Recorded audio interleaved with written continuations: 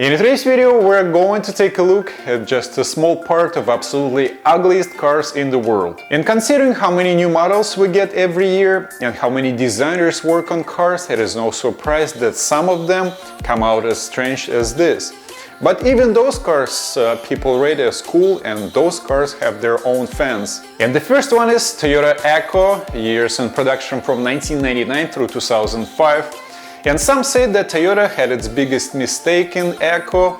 It was styled to attract younger car buyers, but from the beginning many noticed that Aztek looked like it was constantly stopping short, and the base model was so empty and basic that it forced buyers to load it with options that made it as costly as some better models. It is the predecessor for the North American Toyota Yaris, sharing similar features as the center placement of the speedometer and gauges as opposed to in front of the steering wheel, like on most of the cars. The car is definitely a little strange, but in the same time it is equipped with one of the most reliable engines Toyota ever made. It is 1.5-liter inline-4 VVTi that produced 105 horsepower that could be paired with 5-speed manual or 4-speed automatic. And that is also very cool about this car, that there are many videos of how some of them went over 500,000 miles with the same engine. And while being a Toyota and reliable Toyota, its sales still were the highest with only 49,000 cars in the year of 2000. Then it started to decline. It shared the same platform and engine and transmission with earlier Scion XB, XA and also Yaris. The next car is Nissan Cube, and Nissan Cube was in production since 1998 in Japan. It was the first generation, but the rest of the world learned about it in 2009, and the Cube's design does what it says. It's like a box on wheels.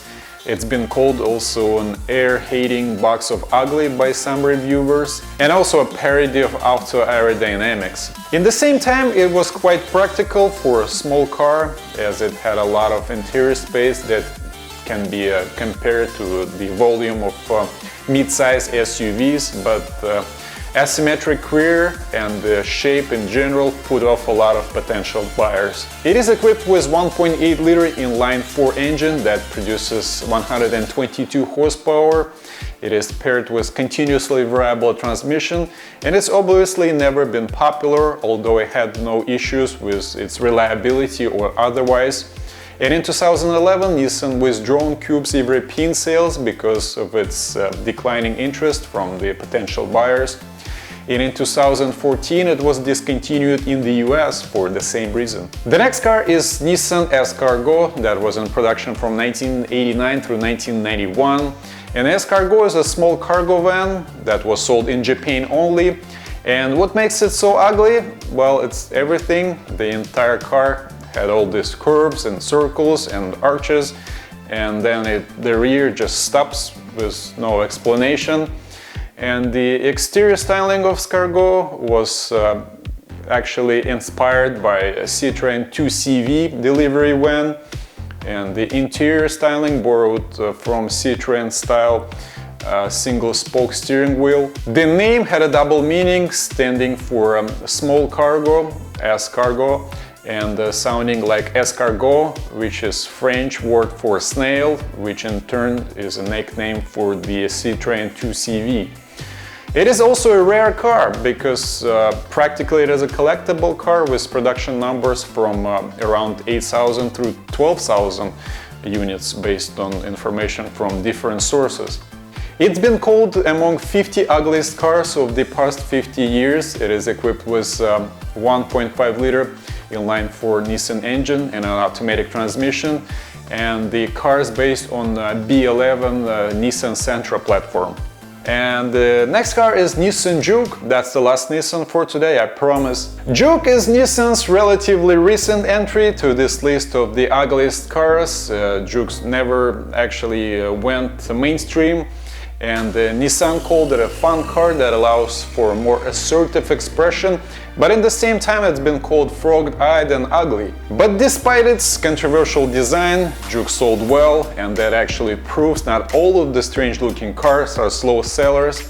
and Nissan later redesigned it to make it even weirder looking for 2014. But the new Juke looks even more normal, and it is a normal looking car. At least it doesn't get the same reaction from potential buyers and reviewers. The next car is Hyundai Tiburon, that was in production from 2000, and back it was when the Hyundai was still trying to hold its own in the US market. It decided to take this risk and redesign this coupe, and many observers and reviewers said it was a miss, making the car look worse and landing it on Jalopnik's list of 10 worst automotive facelift of all time. Some called it insect-eyed monstrosity, but sales showed a different result.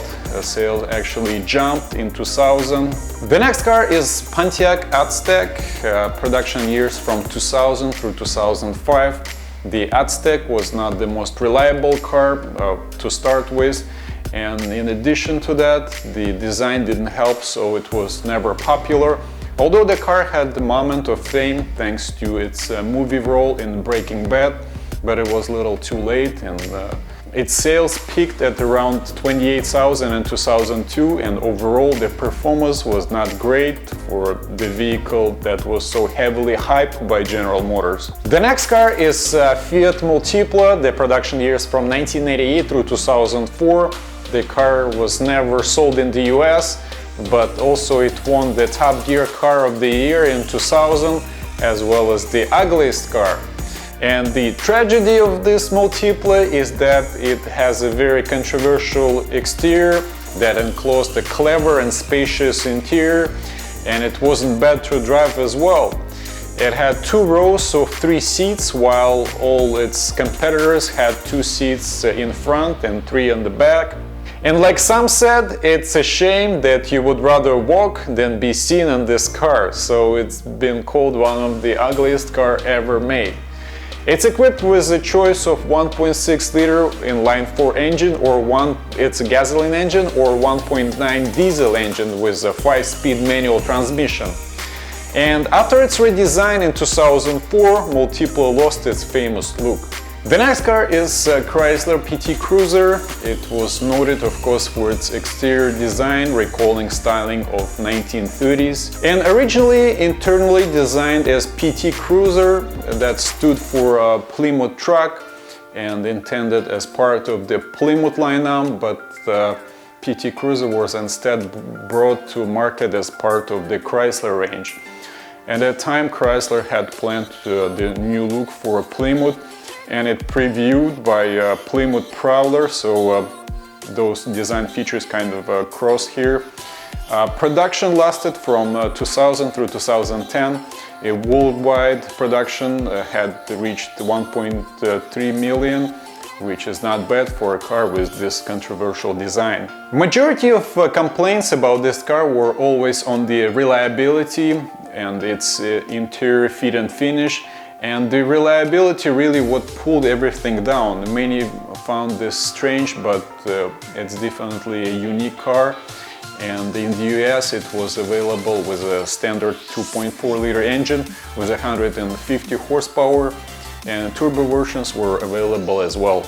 The next car is Saturn Ion, and Ion not just had a strange design, it was also just simply a bad car. It was noisy, with cheap interior and huge gaps between body panels, and some say it was so bad that it actually destroyed Saturn, that was shut down in 2009.